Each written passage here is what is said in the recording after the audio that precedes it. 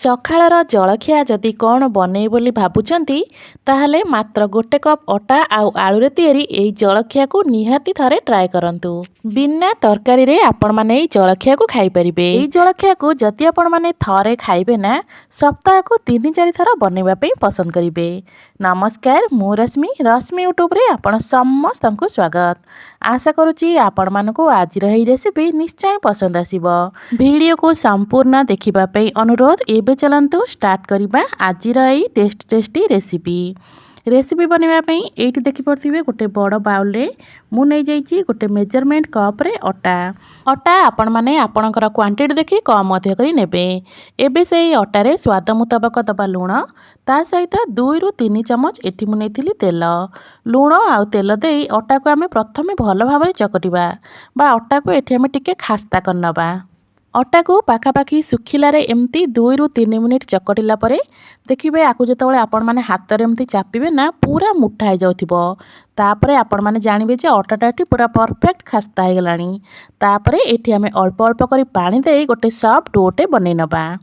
सांग माने आजिर एही रेसिपी वीडियो को आपण माने को जगारु देखुचंती कमेंट करी निश्चय जणैबे, जहा फल कि मु आपण मानकु धन्यवाद दे परिबी।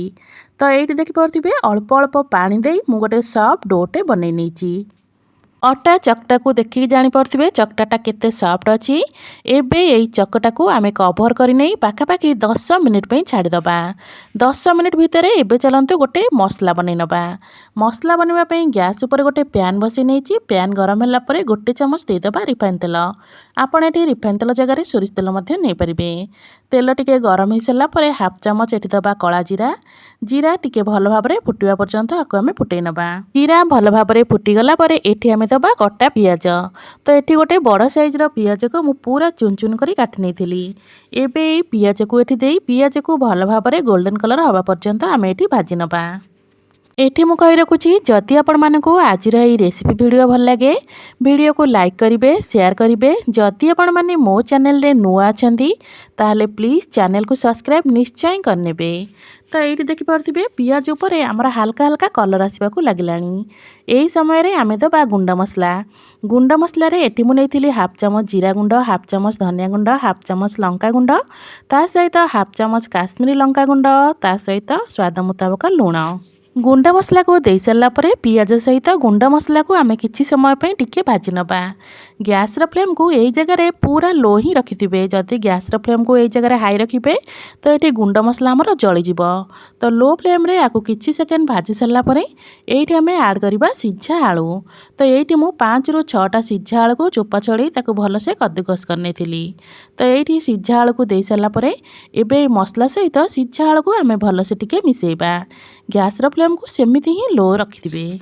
लो फ्लेम रे मसला को पाखापाखि 3 ରୁ 4 मिनिट पर्यंत आलू सहित आमे भल भाव मिसई नबा।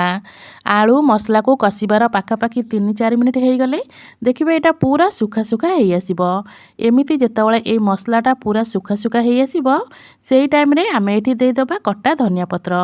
तो एठी मु ढेर सारा धनिया पत्र दे देथिली। धनिया पत्र दे याकू भल से पुणी थरे आमे मिसई नबा। सब जिनस को भल भाव मिसई सारला परे तो एठी देखि परथिबे हमर मसला तो पूरा रेडी हो गलानी। एबे आमे गैस रो फ्लेम को ऑफ करनबा आ ये मसला को पूरा भल भाव ठंडा हवा पई छाड़ीबा। मसला ठंडा हवा पई 4 ରୁ 5 मिनिट समय लागिबो। जदि फटाफट बनवा पई चाहुथिबे ताले को किछि समय फैन पाखे छाड़ी देबे। तो एपटे देखि परथिबे अटा चकटा हमर जेते की सॉफ्ट थिला ता ठारू भी आहुरी सॉफ्ट एठी हो जाईची। तो एबे चलंतु एई अटा चकटार छोट छोट गोला आमे काढी नबा। जेमिति आमे रुटी बनवा पई गोला काढंती ना सेही टाइप रो गोला एठी मु बाहर कर नेची। जेतिकी अटा चकटी थी से मोर 6टा गोला एठी बनी थिला। तो एबे ए बाउल को आमे रखी नबा साइड रे। गोटे गोला को आमे हाथ रे नबा बेलना पटा ऊपर ए गोला को रखी प्रथमे गोला को भल से गोल कर नबा।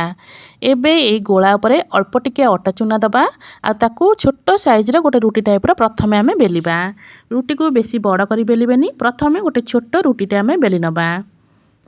मन रखिथिबे एई रुटी को जेतेबेले आपण माने बेलुथिबे ना तार चारि साइड को टिके पतला करिया पे चेष्टा करिवे। मझीटा मोटा रहिले चलिबो किंतु चारि साइड को टिके पतला करी बेली नेबे। तो एठी देखि परथिबे गोटे छोट रुटी एठी मु बने नेछि आ तार चारि साइड को देखि परथि मु पतला करी बेलिथिली। एबे एई रुटी रे आमे पूरा बा स्टफिंग दबा। तो एठी मु पूरा गोटे चमच स्टफिंग देई सारथिली। एबे याकू आमे कवर करिबा। कवर करिया पे एठी देखंतु जेमिति मु याकू फोल्ड करछि ना आकू आपण माने सेमिति ही फोल्ड करनेबे। जेमिति आमे मोमो बनेला बेले फोल्ड करंती एई फोल्ड टाको मु एठी सेमिति ही करनौची। तो फोल्ड कर सारला परे एक्स्ट्रा जहाँ भी अटा चकटा हमर बाहरिबो ताको प्रथमे आमे साइड करनबा। एक्स्ट्रा अटा चकटा को काढी सारला परे तो एठी देख परथिबे पुणी एटा गोटे हमर अटा गोळा टाइप रे हो जाईची। एबे याको आमे पूरा हल्का हाथ रे बेलिबा। बेलिला बेले ध्यान सहित बेलिबे, पूरा हल्का हाथ रे बेलिबे।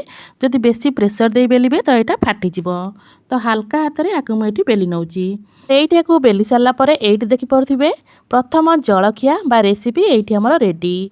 तो एबे चलंतु आकु गोटे प्लेट को आमे काढी नबा। सेम प्रोसेस रे सब जाक जलखिया को प्रथमे आमे बनै की रेडी कर नबा। अटा आलू रे तयारी आपण माने विभिन्न प्रकार रेसिपी बनैथिबे।